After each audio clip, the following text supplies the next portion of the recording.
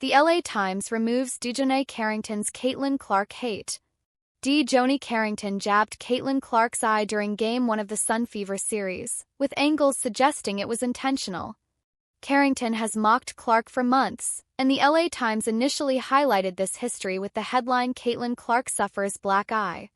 It was caused by player who mocked her in June. Despite the context, a familiar media figure stepped in soon after the article's release. "If I worked at the LA Times, I would be calling/emailing about the people who approved this headline. Those people aren't willing to put their names behind accusing Carrington of intentionally poking Clark in the eye. It's because they know this is flat out wrong," Sarah Spain posted on X. As expected, the LA Times caved, changing the headline to "Caitlin Clark suffers black eye." She says it was no excuse for her rough playoff debut. Caitlin Clark, Fever vs. Sun WNBA Playoffs Game 2 prediction. Odds pick. Clutch Points is not affiliated with, endorsed by, or in any way connected to any sportsbook. Gambling is not offered on this website in any form. Caitlin Clark and the Indiana Fever take on the Connecticut Sun in the postseason. Our WNBA Playoffs Odds series has our Fever Sun prediction, odds, and pick. Find out how to watch Fever Sunday. The Indiana Fever and Caitlin Clark got their introduction to playoff basketball on Sunday. The Fever surged late in the WNBA season and looked like a team which was capable of pushing the Connecticut Sun in the first round. Point spread for Game 1 of this series was just 4.5 points. The enormous growth in Caitlin Clark's game and the continuity she had established with her teammates represented a good reason to give Indiana a chance in this series, not necessarily to the extent that Indiana was the smart pick, but at least to the extent that Game 1 did not feel like a sure thing for Connecticut.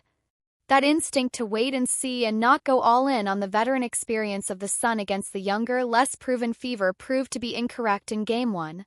The start of this series was a classic case of a veteran team schooling a younger team. It was as though the wiser, older players on the Suns roster were saving something in reserve during the regular season and spilled it at the start of the playoffs. Caitlin Clark and the rest of the Fever had no chance. They were swamped in a 93-69 wipeout which featured the Sun winning all 4 quarters by at least 3 points. Connecticut led by 8 at halftime, then 11 after 3, and the Sun pulled away in the fourth for a relatively uncomplicated win. Connecticut got 27 points from Marina Mabrey, the big mid-season acquisition from the Chicago Sky. The Suns' defense against Caitlin Clark was superb. Clark finished 4 of 17 from the field, 2 of 13 on three-pointers.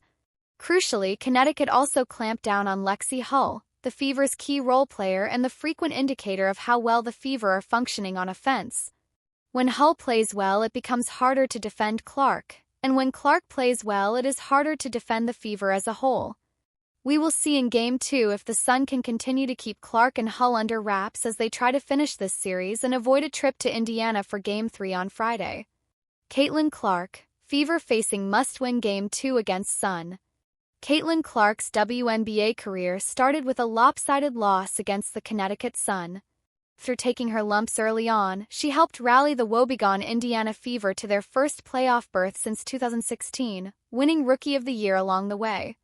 On Sunday, Clark's WNBA postseason career started in a familiar way.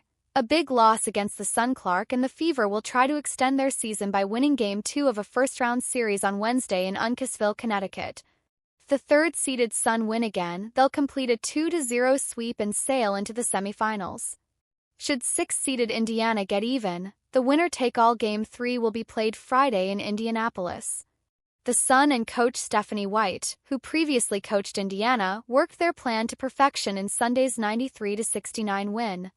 Connecticut shot 49.3% and facilitated the offense through point forward Alyssa Thomas, who notched the 4th playoff triple-double of her career: 12 points, 10 rebounds, 13 assists, extending her own record.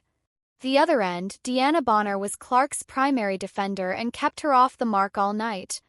Clark scored 11 points and had 8 assists in her playoff debut, but she shot 4 for 17 overall and 2 for 13 from beyond the three-point arc. "My shot felt right there," Clark told reporters afterward. "That's why it's so frustrating as a shooter when it feels so good but it won't go down for you. That's what sucks about it." The Fever will have to find a way to get Clark open looks away from Bonner or DiJonai Carrington, who poked Clark in the eye in the opening minutes of Game 1 in an apparent accident. "Feels good. It looks okay too, so I'm glad," Clark told reporters Tuesday. But Indiana also has to improve defensively. The Fever allowed 92, 88, and 89 points in their 3 regular season losses to Connecticut and 80 on August 28 in their only win over the Sun. 12 should be aggressive to start the game, said Fever leading scorer Kelsey Mitchell 21 points on Sunday. "Great players are going to make tough shots, but I think that we could be better in those areas of just mucking it up and making it a little bit uglier when they do take tough shots. That's our big step, to make them take tough shots all game." Marina Mabrey, Connecticut's key mid-season acquisition, poured in 27 points, the most by a player off the bench in WNBA playoff history.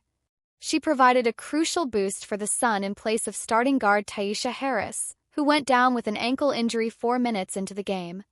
White told reporters Tuesday that Harris is day-to-day. "She was huge for us, and she's going to continue to be huge for us," White said of Mabrey. "The opportunity for us to bring her on was one we took because we thought she could get us over the hump,"